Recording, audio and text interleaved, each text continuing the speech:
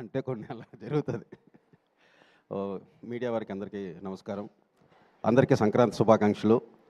భర్త మహాశయులకు విజ్ఞప్తి, ఈ చిత్రాన్ని ఇంత పెద్ద విజయాన్ని అందించిన తెలుగు ప్రేక్షక మహాశయులందరికీ థ్యాంక్ యూ సో మచ్ అండి.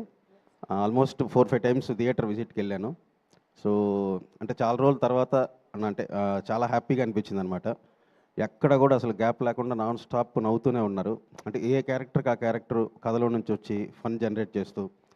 సో అంటే ఈ మధ్య కాలంలో ఇన్ని ఫోన్ కాల్స్ రాలేదు నాకు.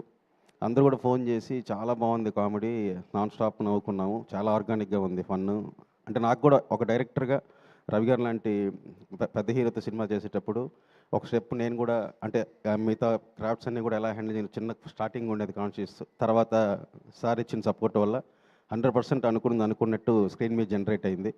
సో యాజ్ ఎ డైరెక్టర్గా నాకు కూడా ఏంటంటే ఒక స్టెప్పు పైకి ఎక్కగలిగాను. అంటే వీడు జెన్యూన్ మ్యాటర్తో పాటు కామెడీ కూడా బాగా హ్యాండిల్ చేయగలడు, ఇంతమంది యాక్టర్స్ని పెట్టుకొని కూడా అని. So thank you so much sir for giving this opportunity. Sir Sudhakar గారు అంటే డైరెక్టర్ ప్రొడ్యూసర్ కంటే కూడా ఇంకా మనం చాలా ఫ్రెండ్లీగా ఉంటాం. సో ఏదున్నా ఓపెన్గా షేర్ చేసుకుంటాం. సో ఈరోజు ఈ సినిమా ఇంత బాగా రావడానికి one of the main reason Sudhakar గారు. అలాగే నా టెక్నీషియన్స్ ప్రసాద్ గారు, ప్రకాష్ గారు.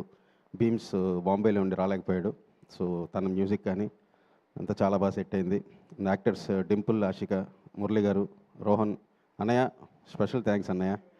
అసలు ఎంత ఎంజాయ్ చేసామంటే సెట్లో సునీల్ అన్నది అసలు థియేటర్లో అయితే బ్లాస్ట్ అనమాట. క్రికెట్ కామెంటరీ సీను, ఆ తర్వాత ఊళ్ళో భీమవరం ఉంది. సో చాలా ఎంజాయ్ చేశారు హోటల్ ఎపిసోడ్ అన్నీ కూడా. చాలా